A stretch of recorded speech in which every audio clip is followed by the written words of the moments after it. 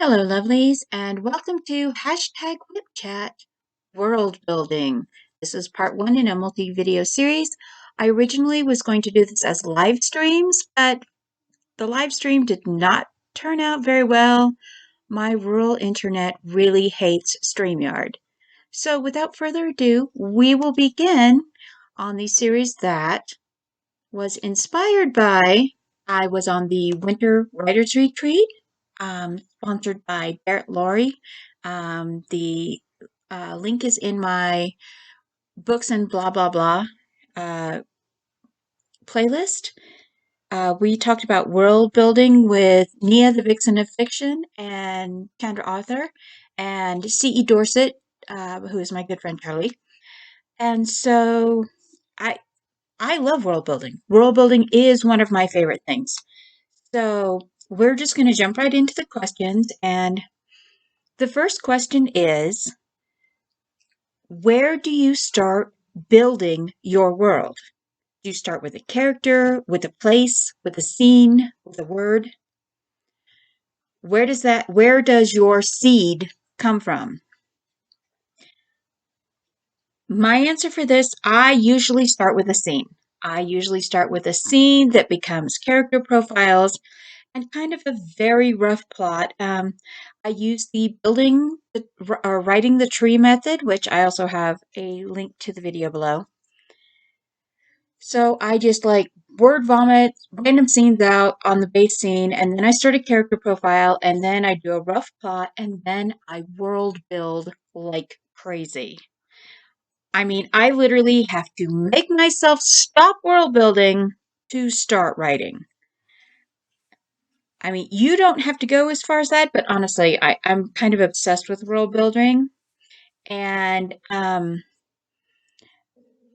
I I very much worry about ever having white room syndrome, which if you don't know what white room syndrome is where you meet the characters and you're writing the character and you have all this stuff for the characters, but you never know what is going on in that world. What does it look like?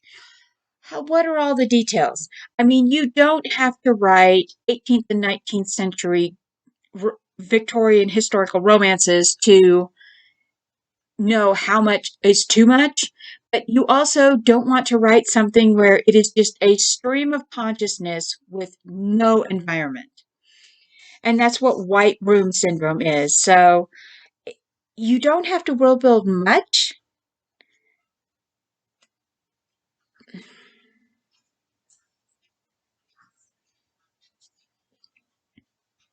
Question number 2 for WhipChat world building is, how far do you go when you're world building?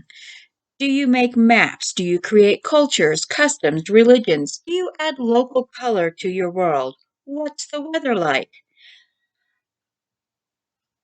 My answer to number 2 is I go all the way. When I talk to people who are starting world building, one of the pieces of advice I give them to avoid having white room syndrome and to also avoid having the overwhelming deluge of world building, because if you're starting world building, you just don't know where to start, is I say start with a tour guide. You know, those little flimsy brochures that you get at all the local hotels that tells you the highlights of the area you're in. And that is a very good way to start. You don't have to create your own Wikipedia. Yes, I am so guilty of that. You can do very simple world builds and still have a very good world to write in. You can write an amazing world in 1,000 words. But like I said, I go overboard. I mean, I'll even make maps of weather patterns and star charts. I create and modify cultures and religion and sciences, and I'll do holiday traditions and political structures for my whip. And that leads us to question number 3. Whip chat, #world building. Question number 3 is, how much research do you do and what resources do you do? Do you go down the rabbit hole, or do you have this is enough, I'd visit here kind of idea about your world. And that is a very good place to start. Just with the tour guide, we're going to just a few highlight places and then fill in the gaps later. One of the things that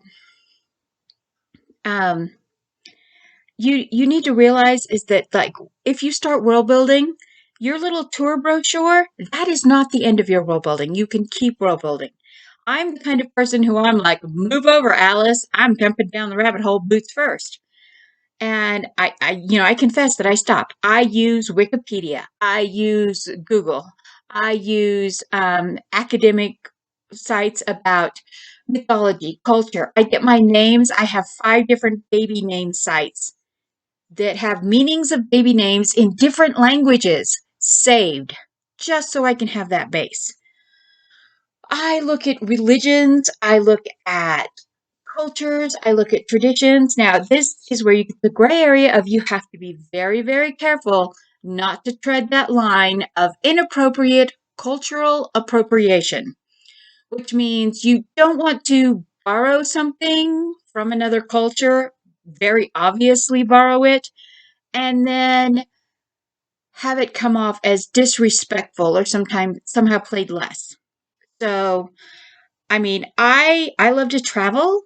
So, traveling around in my world using all of the resources. Like I said, Google Earth Street View is amazing because you can literally go and walk around cities.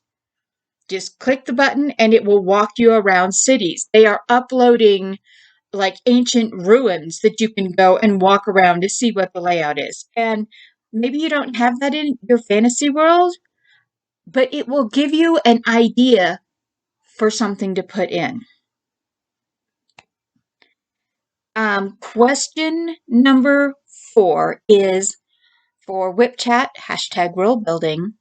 What do you hate most about world building? For me, it's stopping. I hate stopping world building. And I really hate finding a big plot hole that my world build has made. But we'll talk about that later. Most people, though, the thing they hate about world building is starting. The question that I got when we were doing Junior Nano was, why do I need to world build? And it's, you want your characters, you don't want white room syndrome, first of all. And second of all is, you want your characters to have something believable, something relatable. You want to be able to say, oh, I know what that is. Now, it's a very daunting task to think, well, I have to do this and this and this and this, and you get books on world building, and they're like 300 pages and 60,000 words, and you're like, and it's telling you what kind of lace went on the napkins in an 1871 castle on this holiday. No, you don't need that level. Nobody needs that level of detail unless you're writing Dickens or Thoreau. But what you can do is you can talk about the smells or the sights or the scents. And this can be antagonizing. And we will go into the senses in a later whip chat, but we're not going to do that this time. Just don't be intimidated and don't hate the world building because it seems annoying or frivolous to you. It has a purpose, just like grammar. Question number 5 about world building or hashtag WhipChat is, what do you love the most about world building? And as you can probably tell from this video, I love it all. I love it as much as I love my coffee. It sounds cliche, but that is my truth. I love traveling. I love exploring new places. I love exploring places through books. I love exploring places through travel guides and through magazines. When I was a kid, my grandmother gave me a National Geographic subscription every year from the time I was 7 until her death. I also After she passed away, I would buy travel books because I no longer had her sending them to me, and coffee table books of places around the world. Google Earth Street View. My bucket list is so big because of Google Earth Street View. Um, and I love the travel aspect of world building, of the exploring the new place. But my absolute favorite parts of world building, for a new whip, actually depend on the genre. For my contemporary fictions, it's the food and how familiar to the real world, to the IRL, I can make it to real people. When I wrote my Pagosa Cliffs series, because it is based on the combination of Pagosa Springs, Colorado, and Ouray, Colorado, I kind of folded those two towns together to make Pagosa Cliffs. I have people who live in Pagosa Springs, Colorado, and in Ouray, Colorado, who are like, when did you live here? I've never lived there. I have visited both places and just for a few days at a time, but I have gone back and used Google Earth to completely explore everything about these places. When I am writing fantasy, I use my favorite part of the world building is the magic system and the animals. For me, it's always a hard system. There are always consequences for using energy or manipulating energy or becoming a focal point of magical energy. And it's the same for me when I'm doing sci-fi. I bend the rules, scientific rules, without breaking them as far as I can. Um, I try really hard not to break that soft system boundary because I kind of believe in the Asimov and Roddenberry kind of thread that science fiction is science future fact, and so I try not to go just too far. But when you're world building, you can put the fabulous stuff in. It's great. And don't be intimidated. But remember that you have to stay within the bounds of your genre. Anne McCaffrey used to always complain that everyone thought the Chronicles of Pern, all of the Dragon Riders of Pern books were fantasy and the dragons were magical. And she's like, no, the dragons are the result of a genetic experiment. Everything in my works are scientific. There's no magic. And so that's something that you need to be very aware of, that sometimes that'll pass over. Like if you're doing shifters, don't just poof, you're a shifter and all your clothes just reappear when you turn back into your body. That's a soft magic system. If you want it not to be fantasy, then you need to kind of have some scientific biology, do some research. Do the research, that's the key. Whip chat, world building, question number 6. Now we're to the plot hole thing. So you're riding along in your amazing new world, and there's an earthquake.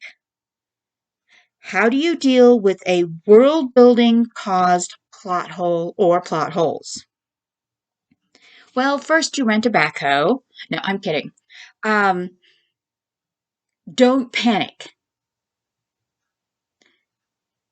In the words of Douglas Adams, don't panic. Just because you have a plot hole in your world doesn't mean it's the end of your world. You can fix this. Now, whether you just go, you can stop writing, go back, dig out, try to figure out this plot hole. Sometimes your beta readers will be like, you've got a thing. That's one reason that, like, when you're writing and if you don't have a map for your world, it's maybe just sketch. You don't have to do a fancy map. You can go on Encarta and make incredible maps. You can go on Minecraft and make incredible maps. But you don't have to do that. You can use stick drawings on a napkin to have a map. The point is that your readers will know if you say, okay, so you go here and you turn left and you're here. And then a few thousand words later, you go down the same road, you turn left, and you're someplace totally different. That might be an easy enough fix. Just change the road, go to another place. Be aware of where things are in your world. But the other thing is if you have a plot hole with your magic system, like the best example of a book series that started with a hard magic system and then ended with a soft magic system, and you all know this series, Harry Potter. You learn the rules, and by book 3, the rules don't apply anymore. Well, they do apply, but they're not the hardcore rules that you are taught in book 1. So, that's just, hard and soft systems is something to be aware of.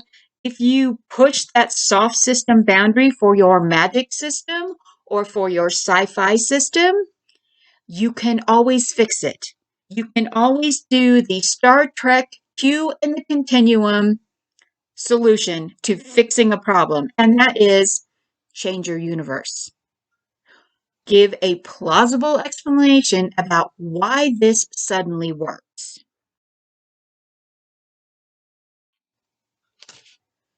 I have this huge storyline system. It is 1.2 million words in a time travel war.